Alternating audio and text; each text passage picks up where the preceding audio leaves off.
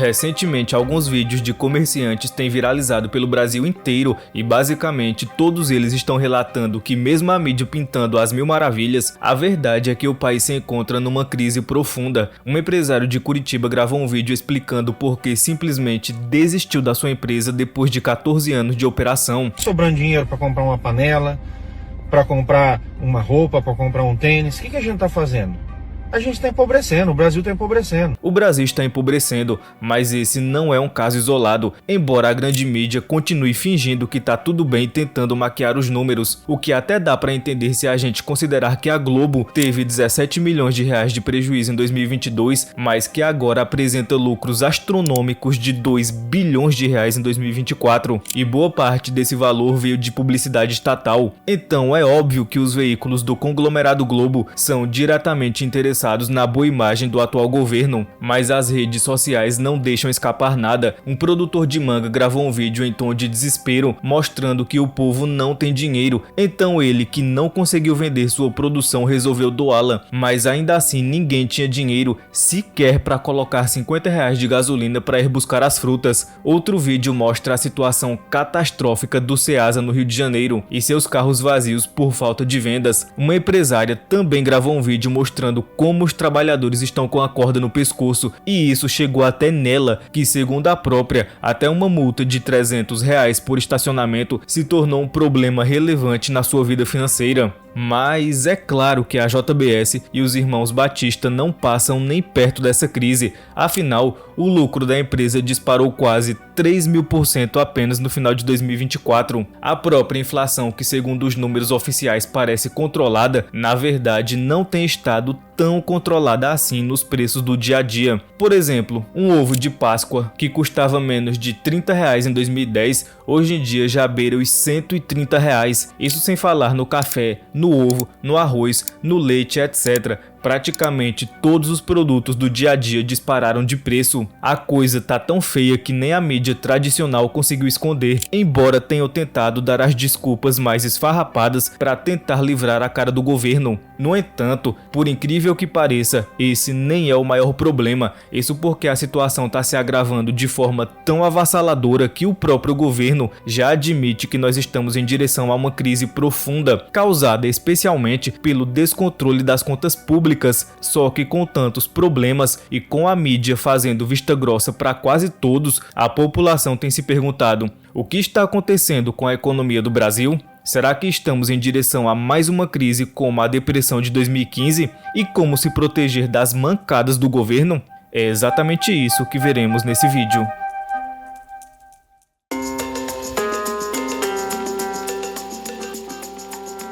Nos últimos tempos têm surgido burburinhos cada vez maiores no mercado financeiro e nas redações de jornais sobre o Brasil estar indo de encontro a uma crise financeira. Isso porque, apesar dos mercados globais estarem relativamente estabilizados, internamente a situação brasileira é bastante delicada, especialmente em relação às contas públicas. Há pouco tempo atrás, no ano de 2023, nós presenciamos um déficit das contas públicas que chegou na casa do R$ 1 trilhão, o que já acendeu o sinal de alerta para muita gente. Quando o governo gasta mais do que arrecada por muito tempo, ou seja, entra num déficit descontrolado, a economia começa a ficar em risco. Eu sei que parece um pouco abstrato, mas o impacto bate diretamente no bolso da população. Para cobrir esse rombo, o governo precisa pegar dinheiro emprestado, e isso faz a dívida pública crescer sem freio. Com mais dívida, vem mais juros. Esse, inclusive, é um dos fatores que nos fazem ter os maiores juros reais do planeta. Com isso, menos dinheiro vai para a saúde, educação, transporte, etc. Basicamente, o essencial começa a ser deixado de lado. Além disso, o mercado fica de olho. Quando investidores nacionais e estrangeiros percebem que o governo não está levando a sério o controle das contas públicas, eles começam a tirar dinheiro do país. E por tabela, isso derruba a bolsa, faz o dólar subir e força o Banco Central a aumentar os juros ainda mais para tentar segurar a barra. Só que os juros muito altos travam o crédito, freiam o consumo, desanimam os investimentos e pronto, a economia começa a patinar, e isso é o que muita gente chama de ciclo vicioso da morte da economia.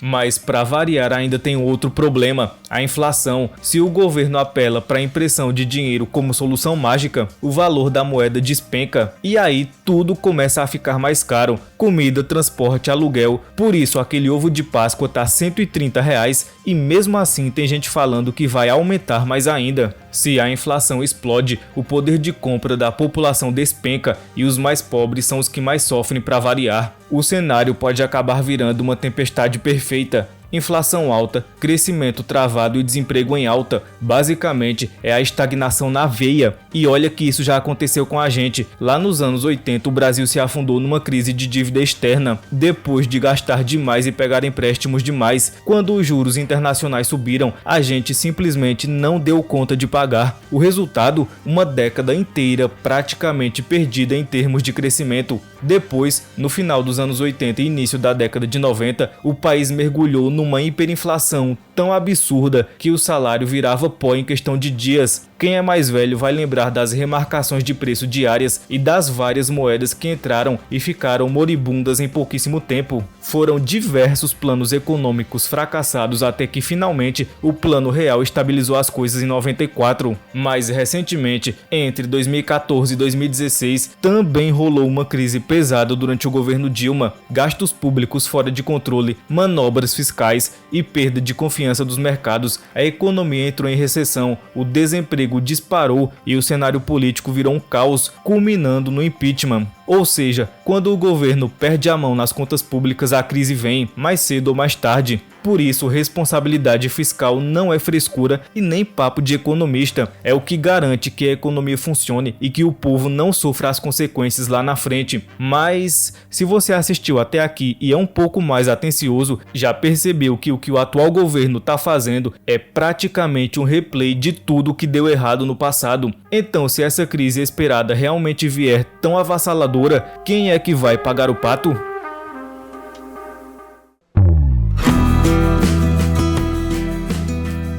O Brasil está sim caminhando para uma provável crise econômica e fiscal, e muito disso tem a ver com os gastos excessivos do atual governo. O problema é relativamente simples de entender. Quando o governo gasta mais do que arrecada, ele entra em déficit, como já foi falado nesse vídeo. E adivinha o que eles estão fazendo? Pois é, o atual governo assumiu com uma proposta de manter a responsabilidade fiscal, mas na prática vem aumentando bastante os gastos públicos. Parte disso tem justificativa, como programas sociais e investimentos em infraestrutura, mas outra parte é puro aumento da máquina pública e concessões políticas que têm um custo altíssimo. Com isso, o déficit público vem crescendo e a previsão de equilíbrio das contas vai ficando cada vez mais distante. Só que para tentar balancear as contas públicas, para variar, eles escolheram a pior forma possível, que foi o aumento de impostos. A ideia é simples: se tá faltando dinheiro, vamos cobrar mais. Só que isso tem um efeito direto no bolso da população. Já vimos o aumento ou discussão de aumento em imposto sobre combustíveis, importações, grandes fortunas e agora até uma possível taxação de setores que antes tinham benefícios fiscais, como o agronegócio e a indústria. O problema é que no final das contas esses custos extras sempre acabam sendo repassados para o consumidor, seja em produtos mais caros, serviços encarecidos ou menos oportunidade de emprego porque as empresas param de investir. E como sempre, quem sente mais é o cidadão comum,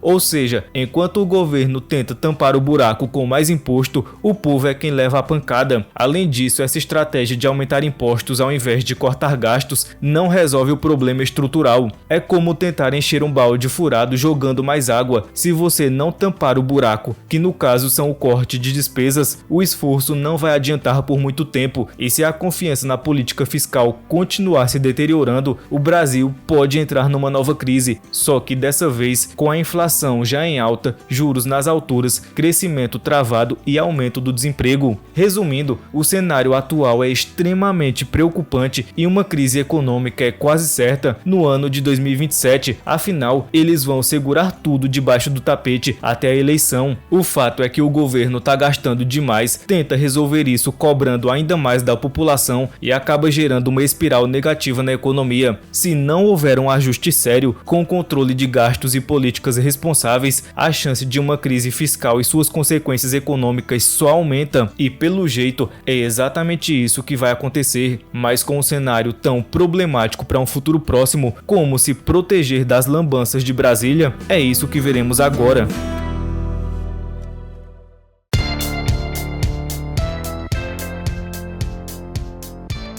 Diante de um cenário em que o governo adota medidas econômicas questionáveis e os gastos públicos saem do controle, o cidadão comum vai acabar sentindo os impactos no bolso muito antes de qualquer correção acontecer. Inflação, alta dos juros, desemprego e perda do poder de compra são apenas algumas das consequências que vêm com uma crise fiscal e que muita gente já está sentindo. Por isso é fundamental que cada pessoa busque formas de se proteger financeiramente e esteja preparada para atravessar essa turbulência. O primeiro passo é cuidar das finanças pessoais com seriedade, ter um orçamento bem organizado, onde se saiba exatamente quanto se ganha e quanto se gasta, é essencial para evitar surpresas. Com base nisso, é possível montar uma reserva de emergência, que seria uma quantia guardada de preferência numa aplicação segura e com liquidez, como Tesouro Selic ou um CDB com resgate diário. Essa reserva é basicamente para servir como um tipo de colchão financeiro em caso de desemprego, queda na fonte de renda ou algum imprevisto econômico. Outro ponto bem importante é manter distância de dívidas, principalmente aquelas com juros altos, como cartão de crédito e cheque especial. Até mesmo os financiamentos longos e parcelamentos excessivos também podem virar um problema gigante quando os juros estão tão altos. Diversificar os investimentos é outra forma de proteção. Quem tem algum dinheiro aplicado deve buscar produtos que protejam contra a inflação, como Tesouro IPCA, ou até mesmo investir parte do dinheiro em ativos atrelados ao dólar,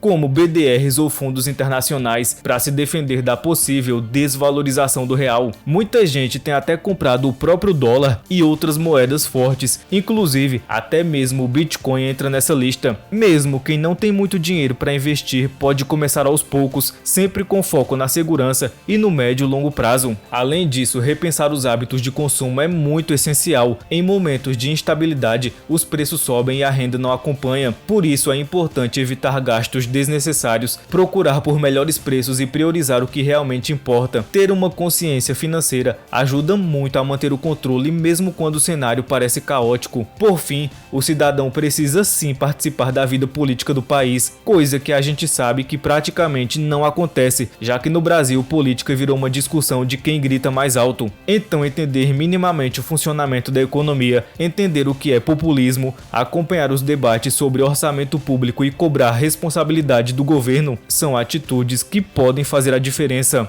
Em resumo, se proteger das medidas econômicas desastrosas do governo envolve um conjunto de ações individuais, planejamento financeiro, consumo consciente, educação econômica e participação ativa na política. Embora o cidadão não possa controlar as decisões do alto escalão lá de Brasília, ele pode e deve se preparar para resistir aos efeitos delas. Mas agora eu quero saber de você. O que acha dos rumos que o Brasil está tomando e você confia no atual governo? Comenta aqui embaixo que eu leio todos os comentários e quero saber sua opinião. Deixe seu like no vídeo e se inscreva no canal. Muito obrigado para quem ficou até aqui e te vejo no próximo vídeo.